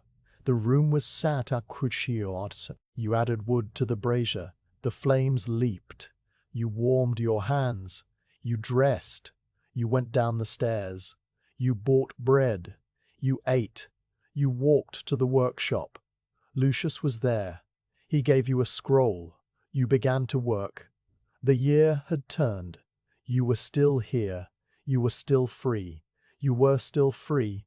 You were still Marcus. You had a key. You had a jar. You had a friend. That was Inenth. The when to Clehelwick. You knew it was coming because the mornings were darker and your breath steamed when you woke. The brazier had burned out in the night and the coals were grey. You added wood chips and blew on the embers until a flame caught. The heat was small, but it was warmth. You sat on the edge of the bed and held your hands over the brazier. Your fingers were stiff and the cracks on your knuckles had opened again. You rubbed them with a bit of tallow. It did not help much. The room was cold. The walls were thick, but they did not keep out the chill. You could see your breath. You dressed quickly, pulling the new tunic over your head, then the old one over it. 2 tunics were warmer than one. You wrapped your feet in rags before putting on your sandals. The rags were old, cut from a worn-out tunic. They were not soft, but they kept your feet off the cold leather. You went down the stairs. The stairs were dark and the wood was cold under your hands. The bakery was warm. The oven was lit, and the heat from the fire spread through the room. Septimus was kneading dough. His arms were bare and the sweat ran down his face. Flavia was stacking loaves on the counter. She saw you and said, "You look cold." You said, "I am cold." She gave you an extra piece of bread, small but warm. You thanked her. You ate it standing by the oven. The heat was good. You walked to the workshop. The streets were empty. The cold kept people inside. Your feet were cold despite the rags. The leather of your sandals was stiff as. You walked quickly to keep warm. Lucius was already at his table. He had a small brazier lit, and the heat made the room less cold. He looked at you and said, "You need a cloak." You said, "I have 2 tunics." He said, "2 tunics are not enough." You did not argue. He was right. You worked through the morning. The glue was cold and thick. You had to warm the pot over the brazier before you could use it. The work was slow. Your fingers were stiff, and the papyrus tore easily. You mended the tears carefully, pressing the edges together with your fingers. The glue dried slowly. You mended the tears carefully. You held each mend for a long time, waiting. At midday, you stopped to eat. Lucius gave you a piece of bread. You ate it standing by the brazier. You drank water from the jug. The water was cold, and your teeth ached. You did not complain. Lucius said, "You should buy a cloak. There is a woman in the market who sells old clothes. She has wool cloaks, worn but thick. They are not expensive." You said, "I will go tomorrow." You worked through the afternoon. The light faded, and Lucius lit the lamp. The flame was small. You worked by the lamp. The shadows moved on the walls. At dusk, Lucius gave you your coins. You put them in your pouch. You walked back to your room. The stairs were dark. You walked back to your room. The stairs were dark. You opened the door. The room was cold. The brazier was out. You lit it with its halt. The flame caught. You added wood chips. The heat spread slowly. You sat on the bed and held your hands over the brazier. You took the jar from the shelf. You poured the coins into your hand. You counted them. You had enough for a cloak. You put the coins back. You covered the jar. You set it on the shelf. You took the tablet. You read the words. The wax was thin and the letters were faint. You put it back. You knocked on Livia's door. She opened it. She was wrapped in a blanket and her face was pale. You gave her half of your bread. She took it. You sat on her stool. She sat on her bed. You ate. She ate. She ate. She said, "The cold is worse this year." You said, "I will buy a cloak tomorrow." She said, "I have a cloak. It is old, but it is warm." You said, "You need wood." She said, "I have wood. A little." You said, "I will share mine." She said, "You need yours." You said, "I have enough." You finished the bread. You went to your room. You added wood to the brazier. The flames leaped. You lay on the bed. The blanket was warm. You closed your eyes. You thought of the cloak. You would buy it tomorrow. You would not shiver in the workshop. You would not walk with your arms wrapped around your chest. You slept. The night was cold, but the brazier glowed. In the morning, you went to the market. The woman who sold old clothes had a stall near the forum. She was old, with grey hair and a missing tooth. She spread the cloaks on a table. You touched them. They were wool, worn and thin in some places, but thick in others. You chose a grey one, the darkest one. It was heavy. You paid her coins. She wrapped it in a cloth. You carried it back to your room. You put the cloak on. It was long, reaching past your knees. The wool was rough, but it was warm. You wore it over your 2 tunics. You were not cold. You walked to the workshop. Lucius looked at you and nodded. He said, "You look warmer." You said, "I am warmer." You worked through the day. The cloak was heavy and your shoulders ached, but you were warm. You did not need the brazier as much. You worked faster. The glue was warm from your hands. The papyrus did not tear. At dusk, you walked back to your room. The streets were empty. The wind was cold, but the cloak kept it out. You climbed the stairs. You knocked on Livia's door. She opened it. She saw the cloak. She said, "It is grey." You said, "Yes." She said, "It suits you." You did not know what to say. You gave her bread. You sat on her stool. You ate. She ate. She ate. She said, "I have a gift for you." She went to her shelf and took down a small bundle. It was a pair of woolen socks, knitted by hand. The wool was brown, and the stitches were uneven. She said, "They are not beautiful." You said, "They are warm." You put them on over your rags. Your feet were warm. You said, "Thank you." She said, "You are welcome." You went to your room. You sat by the brazier. The lamp burned low. You took the jar from the shelf. You counted the coins. You had spent many on the cloak, but you still had enough. You put them back. You took the tablet. You read the words. You put it back. You lay on the bed. The blanket was warm. The brazier glowed. Your feet were warm. You slept. You did not dream. The days passed. The cold did not stop. The mornings were dark, and the evenings were dark. You woke. You dressed. You went to the workshop. You mended scrolls. You ate bread. You saved your coins. The jar did not fill as quickly, but it did not empty. One morning, you woke to find the water in the jug frozen. The ice was thin and you broke it with your finger. You drank the cold water. Your teeth ached. You wrapped your feet in the socks and the rags. You put on the 2 tunics and the cloak. You were warm enough. You went down the stairs. The bakery was warm. Septimus gave you a piece of bread, still hot from the oven. You ate it standing by the fire. The heat spread through your chest. You thanked him. He nodded. You walked to the workshop. The streets were icy. You stepped carefully. You did not want to fall. The cloak was heavy, but it kept the wind out. Lucius was already there. He had the brazier lit. The room was cold, but the brazier gave a small circle of warmth. You sat by it. He gave you a scroll. You worked. The glue was thick. You warmed it over the brazier. The work was slow, but you did not hurry. At midday you stopped. You ate bread. You drank water. You wore that drink. Lucius said, the cold will end. It always ends. You said, I know. He said, you have a cloak now. You will survive. You said, I have survived before. He said, yes. You are strong. You did not feel strong. You felt tired. But you did not say that. You worked through the afternoon. The light faded. You lit the lamp. The flame was small. You worked by the lamp. At dusk, Lucius gave you your points. You put them in uppertade. The stairs were dark. You climbed slowly. You opened the door. The room was cold. You lit the brazier. You added wood. The flames leaped. You sat by it. You took off your sandals and held your feet to the heat. The socks were damp from the snow. You took them off and hung them by the brazier. They steamed. You knocked on Livia's door. She opened it. She was wrapped in her blanket. Her face was pale. You gave her bread. She took it. You sat on her blanket, her stooey. She sat on her bed. You ate. She ate. She said, the cold is hard. You said, it will end. She said, I am old. I may not see the end.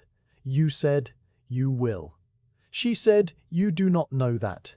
You said, you do not know that. You said, no, I do not. But I hope. She said, hope is for the young. You said, hope is for everyone. She did not argue. You finished the bread. You went to your room. Your socks were dry. You put them on. You lay on the bed. The blanket was warm. The brazier glowed. You closed your eyes. You thought of Livia. She was old and cold and afraid. You were afraid too. But you did not show it. You showed her bread. You showed her hope. That was all you had. You slept. The night was cold, but you were warm enough. The days passed. The cold did not break. You woke each morning to frozen water and steaming breath. You wore the 2 tunics and the cloak and the socks. You walked to the workshop. You mended scrolls. You ate bread. You saved bread. You saved bread. You saved coins. The jar did not empty. The wood pile grew smaller. You bought more wood from the man near the forum. The wood was expensive, but you had enough. You shared it with Livia. She lit her brazier. Her room was warm. She coughed less. One evening she said, you are kind. You said, I am not kind. I am practical. If you freeze, I have no one to share bread with. She said, that is a selfish reason. You said, yes. She almost smiled. The winter passed. The days grew longer. The sun was higher. The ice melted. The water in the jug was not frozen. You drank it. It was cold, but it was not ice. You walked to the workshop without your cloak. The air was still cold, but the sun was warm on your face. Lucius said, the winter is ending. You said, yes. He said, you survived. You said, I survived. He said, you are strong. You did not feel strong. You felt tired, but you did not say that. You went back to your room. You took off the cloak and hung it on a peg. You took off one tunic. You wore only one. You were knocked on Livia's door. She opened it. She was not wearing her blanket. She was wearing a tunic and a shawl. Her face was less pale. She said, the cold is gone. You said, the cold is gone. She said, we survived. You said, we survived. You gave her bread. You sat on her stool. She sat on her bed. You ate. She ate. She ate. She said, spring will come now. You said, yes. She said, the herbs will grow. I will sell them. I will have more coins. You said, I will have more scrolls. The merchants will come back. She said, we will be rich. You said, we will have enough. She said, that is the same. You said, no. It is not. Rich is too much. Enough is just right. She said, you are a philosopher. You said, I am a freedman who mends scrolls. She said, that is the same thing. You did not argue. You finished the bread. You went to your room. You sat by the window. The sun was setting. The sky was pink. The alley was quiet. The laundry hung on the lines. The cat slept on the roof. You took the jar from the shelf. You poured the coins into your hand. You counted them. You had enough for bread for many days. You had enough for rent. You had enough for wood. You put them back. You covered the jar. You set it on the shelf. You took the tablet. The wax was thin, and the letters were almost gone. You could barely read them. Marcus, freed by the will of Gaius Valerius. You put it back. You lay on the bed. The blanket was warm. The brazier was cold. You did not light it. The room was warm enough.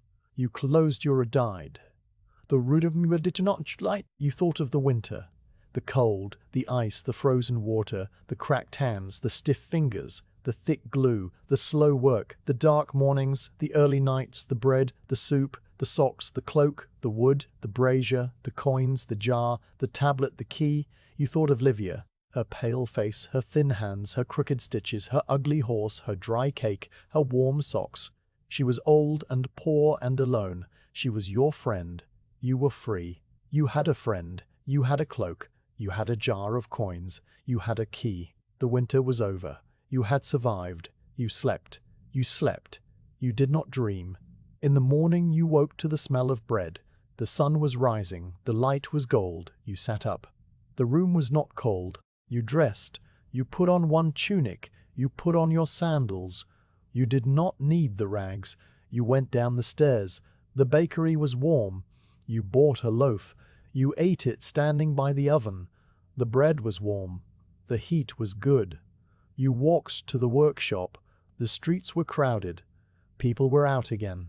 The cold had kept them inside. Now they were buying and selling and talking. You walked through them. Your cloak was on your shoulder. You did not need it. Lucius was at his table. He looked up and said, "The cold is gone." You said, "The cold is gone." He gave you a scroll.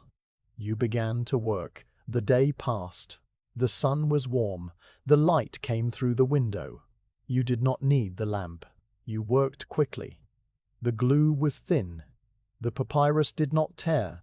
At dusk, Lucius gave you your coins. You put them in your pouch. You walked back to your room. You climbed the stairs. You watched you of truth. She opened it. You gave her bread. She took it. You sat on her stool. She sat on her bed. You ate. She ate. She ate. She said, "The winter is over." You said, "The winter is over." She said, "We are still here." You said, "We are still here." You finished the bread. You went to your room. You lit the lamp. The flame was small. You took the jar. You counted the coins. You put them back. You took the tablet. You read the words. You put it back. You lay on the bed. You were free. You were warm. You were not hungry.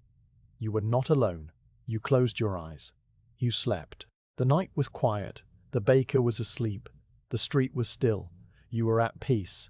Your sandals are falling apart. You noticed it first when the leather strap broke. You tied it in a knot, but the knot slipped. You tied it again. The leather is old and cracked. The sole is thin, worn smooth from months of walking on stone streets. You can feel every pebble through the sole. Your feet hurt at the end of the day. You have had these sandals since you were a slave. They were given to you by the master steward, who took them from a box of old clothes. They were worn then. Now they are more worn. The leather is grey and stiff. The stitching has come loose in several places. You have sewn it with twine, but the twine is not strong, and the stitches pull out. You need new sandals. You have seen them in the market, stacked on the stalls of the cobblers. They are made of new leather, brown and supple. The soles are thick, and the straps are strong. They cost coins, many coins. You have saved for the winter, and you have enough, but you do not want to spend. The jar is full, but it is not overflowing. You must think. You walk to the workshop each morning. The streets are dry now, and the sun is warm. The winter is gone. The spring is here. But your feet hurt. You limp a little, but you try not to show it. Lucius notices. He says, "Your sandals are old." You say, "I know." He says, "You need new ones." You say, "I will buy them." At midday, you walk to the market. The cobbler's stall is near the forum. The man is named Titus. He is old, with a bald head and thick hands. He sits on a stool and works on a sandal, punching holes in the leather with an awl. He looks up when you approach. He says, "What do you need?" You say, "New sandals." He points to a row of sandals on a shelf. They are all sizes. You try on a pair. They fit. The leather is soft. The sole is thick. You walk a few steps. They are comfortable. You ask the price. He tells you, "It is more than you hoped." You say, "I cannot afford that." He shrugs. He does not bargain. You walk away. You go back to the workshop. You work through the afternoon. Your feet hurt. You think about the sandals. You have enough coins, but if you spend them, the jar will be less full. You need to save for the summer, for the autumn, for the next winter. You cannot spend everything. Lucius sees you looking at your feet. He says, "You can buy leather and make your own. It is not if. I have done it before." You say, "I do not know how." He says, "I will show you." The next day you go to the leather seller. His stall is near the Tiber. He has piles of leather, brown and black, thick and thin. You buy a piece of thick sole leather and a piece of thin strap leather. You pay less than the cobbler wanted. You carry the leather back to your room. You sit by the window. The light is good. Lucius has given you an old sandal to use as a pattern. You place your foot on the thick leather and draw around it with a piece of charcoal. The shape is rough, but it is the shape of your foot. You cut the leather with a knife. The knife is sharp, and the leather is tough. You cut slowly. Your hands are sore. You cut the straps from the thin leather. You need 4 straps for each sandal. You cut them long, so you can adjust the fit. You punch holes in the sole with an awl. The awl is sharp and the leather is thick. You push hard. The awl goes through. You make holes for the straps. You thread the straps through the holes. You tie them underneath. The knots are tight. You put the sandal on your foot. The straps are loose. You adjust them. You tie them again. The sandal fits. It is not beautiful, but it holds. You make the second sandal. It takes longer. Your hands are tired. The light fades. You work by the flame. The second sandal is not the same as the first. The straps are a little crooked and the sole is a little uneven, but it fits. You put on both sandals. You walk around the room. The soles are thick and they are stiff. They will soften with wear. The straps hold. Your feet do not hurt. You take off the old sandals. You look at them. They are worn and cracked. The leather is grey. The stitches are loose. You have worn them for years. You will keep them for a while in case the new ones break. You put them on the shelf. You sit on the bed. You look at your feet. The new sandals are brown and plain. They are not beautiful, but they are yours. You made them. You cut the leather. You punched the holes. You tied the knots. Your hands did the work. You punched the holes. You tied the knots. Your hands did the work. You take the jar from the shelf. You pour the coins into your hand. You have spent left the cathethic can blockar colvrish sauce. You have enough left. You put the coins back. You cover the jar. You set it on the shelf. You take the tablet. The wax is thin. The letters are faint. You can barely see them. Marcus, freed by the will of Gaius Valerius. You put it back. You knock on Livia's door. She opens it. You show her your sandals. She says, "You made them?" You say, "Yes." She says, "They are ugly." You say, "They are strong." She says, "That is the same thing." You say, "No. Ugly is a look. Strong is a use." She says, "You are a philosopher." You say, "I am a freedman who mends scrolls and makes sandals." She almost smiles. You give her bread. You sit on her stool. She sits on her bed. You eat. She eats. She says, "My sandals are old too. But I cannot make new ones. My hands are too weak." You say, "I will make you a pair." She says, "You do not have to." You say, "I have leather left." She says, "You are kind." You say, "I am not kind. I am practical. If your feet hurt, you cannot walk to the market. If you cannot walk to the market, if you cannot walk to the market, you cannot sell herbs. If you cannot sell herbs, you cannot buy bread. Then I have no one to share bread with. She says, that is a long reason. You say, it is a true reason. The next day, you measure Livia's feet. You draw around them on the leather. You cut the soles. You cut the straps. You punch the holes. You thread the straps. You tie the knots. The sandals are smaller than yours, and the straps are thinner. You make them as well as you can. They are not beautiful. They are strong. You give them to her. She puts them on. She walks around her room. She says, they fit. You say, they will soften. She says, they are ugly. You say, they are strong. She says, that is enough. You go back to your room. You sit by the window. The sun is setting. The sky is pink. The alley is quiet. You take off your sandals. Your feet are not sore. The leather has already begun to soften. You will wear them tomorrow. You will wear them to Fargo. You will walk on the stone streets. They will hold. You light the lamp. The flame is small. You take the jar. You count the coins. You have spent more than you wanted, but you have enough. You put them back. You cover the jar. You set it on the shelf. You take the tablet. The wax is almost gone. You can see the wood. The letters are scratches. Marcus, freed by the will of Gaius Valerius. You put it back. You lie on the bed. The blind fly quick with the babe. The brazier is cold. You do not need it. The room is warm enough. You close your eyes. You think of the sandals, the leather, the knife, the awl, the thread, the knots. Your hands did the work. You are not a cobbler. You are a scroll mender. But you made sandals. You made them for yourself. You made them for Livia. They are not beautiful. They are not beautiful. They are not beautiful. They are strong. That is enough. You do not. In sliming the deep down run hat. The light is gold. You dress. You put on your new sandals. They are stiff, but they hold. You go down the stairs. You buy bread. You eat it standing in the street. The bread is warm. The sandals are new. You walk to the workshop. Lucius looks at your feet. He says, you made them? You say, yes. He says, they are not beautiful. You say, they are strong. He says, that is enough. He gives you a scroll. You work. The day passes. The sandals are stiff, but they do not hurt. You are used to them. At dusk, you walk back to your room. You climb the stairs. You knock on Livia's door. She opens it. She is wearing her new sandals. She says, they are still stiff. You say, they will soften. She says, I walked to the market today. My feet did not hurt. You say, that is good. She says, you are a good neighbor.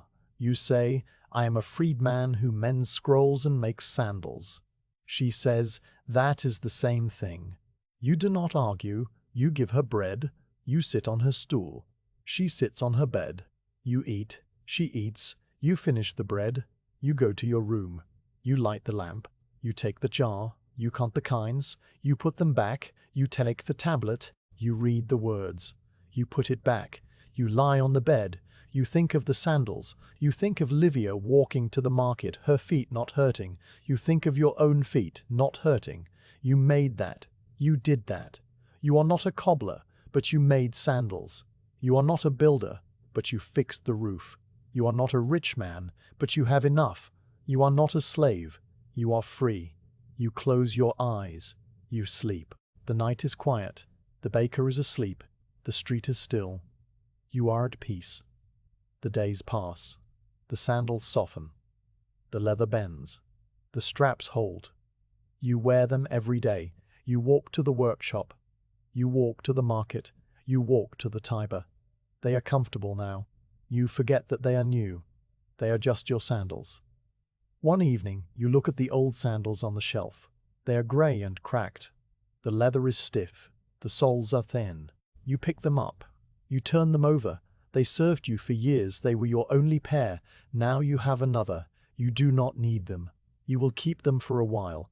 Then you will throw them away. You take the jar from the shelf. You pour the coins into your hand. You count them. You have saved again.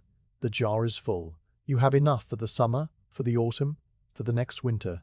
You have enough. You put the coins back. You cover the jar. You set it on the shelf. You take the tablet. The wax is gone. The letters are faint scratches. You can see the wood. You run your finger over the scratches. You know what they say. You do not need to read them. You put the tablet back. You lie on the bed. The blanket is warm. You close your eyes. You think of the sandals. You think of your feet. You think of the road.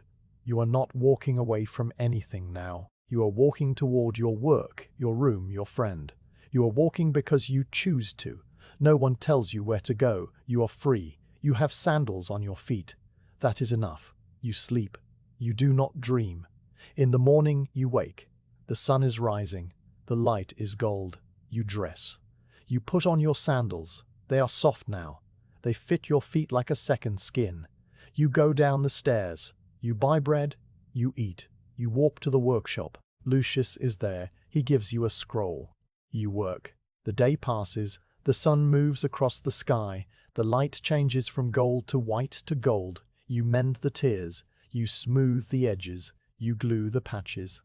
At dusk, Lucius gives you your coins.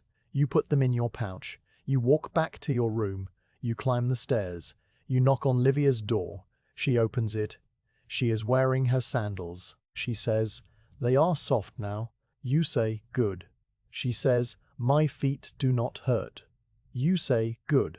You give her bread. You sit on her stool. She sits on her bed. You eat.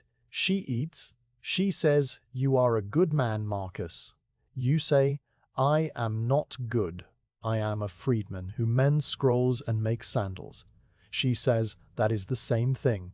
You do not argue. You finish the bread. You go to your room. You light the lamp. You take the jar. You count the coins. You put them back. You take the tablet. The scratches are faint. You put it back. You lie on the bed. You close your eyes. You are free. You have a key. You have a jar. You have a friend. You have sandals on your feet. You have enough. You sleep. The night is quiet. You are at peace. A year has passed. You do not know the exact day, but you feel it in the way the light falls through the window, in the smell of the bread from the bakery, in the sound of Livia's footsteps on the stairs. You have been free for 1 year. 1 year since you walked out of the master's house with a tablet in your hand and a key around your neck. 1 year since you rented this room, bought bread with your own coins, and slept without being called. You sit on the bed. The blanket is folded at the foot. The brazier is cold because the weather is warm now. The jar is on the shelf, full of coins. The tablet is beside it, the wax thin and worn. The key hangs on its leather string. You touch it. The iron is smooth from your fingers. You think of the day you received the tablet. The master's son read the will. Your name was there. Freed. You did not understand what it meant. You thought it meant you could leave the house. You did not know it meant you could have a room, a job, a friend. You did not know it meant you could sit by a window in the evening and watch the sky turn pink and feel nothing but tiredness, not fear. You have learned many things in this year. You have learned to count coins and save them. You have learned to pen coins and save them. You have learned to mend scrolls without breaking the papyrus. You have learned to fix a leaky roof and make a pair of sandals. You have learned that bread tastes better when you share it. You have learned that a friend is someone who sits with you in silence and does not ask questions. You stand up and go to the window. The alley is the same. The laundry hangs on the lines. The cat sleeps on the roof. A woman walks past with a basket of eggs. A child runs after her. The sounds are the same as they were a year ago. But you are different. You are not the man who climbed these stairs for the first time, afraid and uncertain. You are Marcus, Freedman. You have a place. You go down the stairs. The stairs are dark, but you know them. Your hand finds the wall. Your feet find the steps. You reach the ground floor. The bakery is open. Septimus is kneading dough. Flavia is stacking loaves. She looks up and says, "Good morning, Marcus." You say, "Good morning." You buy a loaf. The bread is warm. You eat it standing by the oven. You walk to the workshop. The streets are crowded. People push past you. You do not push back. You have learned to move through the crowd without hurry. The sun is warm on your face. Your sandals are soft. Your feet do not hurt. Lucius is already at his table. He looks up and says, "You are early." You say, "I could not sleep." He says, "Bad dreams?" You say, "No, I was thinking." He says, "Thinking is dangerous." You say, "Thinking is necessary." He gives you a scroll. You begin to work. The day passes. The light moves across the table. You mend tears and smooth edges. The glue is thin and the papyrus is soft. The work is easy now. Your hands know what to do. You try to think. Lucius gives you a piece of bread. You eat it standing by the window. You drink water from the jug. The water is cool. Lucius says, "You have been here for a year." You say yes. He says, "You are a good worker." You say, "Thank you." He says, "I am old. I cannot work forever. Someday this shop will be yours if you want it." You do not know what to say. You say, "I will think about it." He says, "Thinking is dangerous." You say, "Thinking is necessary." He almost smiles. You work through the afternoon. The light fades. Lucius lights the lamp. The flame is small. You work by the lamp. At dusk, he gives you your coins. You put them in your pouch. You walk back to your room. The stairs are dark. You climb slowly.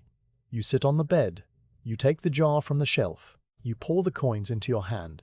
You count them. You have enough for rent, for bread, for oil, for charcoal. You have enough for a new tunic if you need one. You put the coins back. You cover the jar. You set it on the shelf. You take the tablet. The wax is gone. The wood is bare. The scratches are faint. You can barely see the letters. But you remember them. Marcus, freed by the will of Gaius Valerius. You put the tablet back. You knock on Livia's door. She opens it. She's wearing her grey tunic and her white cap. Her face is less pale than in the winter. She says, "You are early." You say, "I finished work early." You give her bread. She takes it. You sit on her stool. She sits on her bed. You eat. She eats. She eats. She says, "The year has turned." You say, "Yes." She says, "Are you glad?" You say, "I am not sorry." She says, "That is the same thing."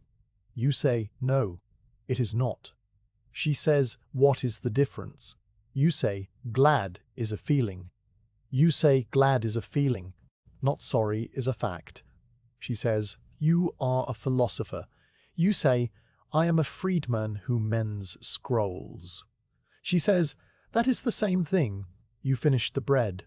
You sit in silence. The brazier is cold. The room is warm enough. She says, "You have been free a year." You say, "Yes."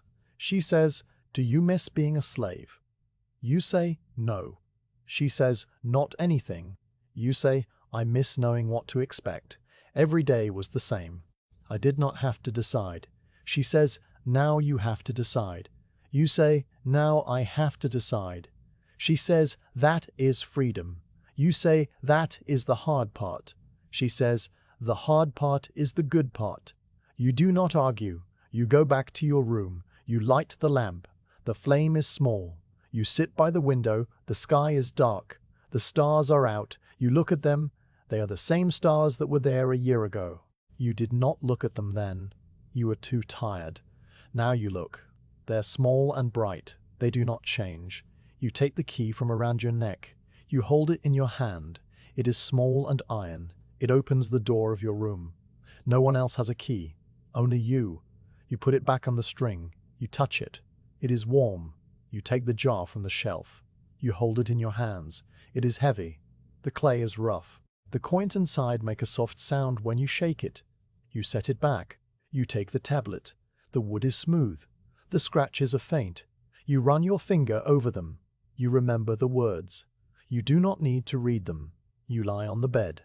The blanket is thin, but the night is warm. You do not need it. You close your eyes. You think of the year, the room, the key, the tablet, the jar, the coins, the bread, the soup, the candle, the horse, the cloak, the sandals, the roof, the leak, the ladder, the brazier, the wood, the charcoal, the scrolls, the glue, The stone, the lamp, the flame.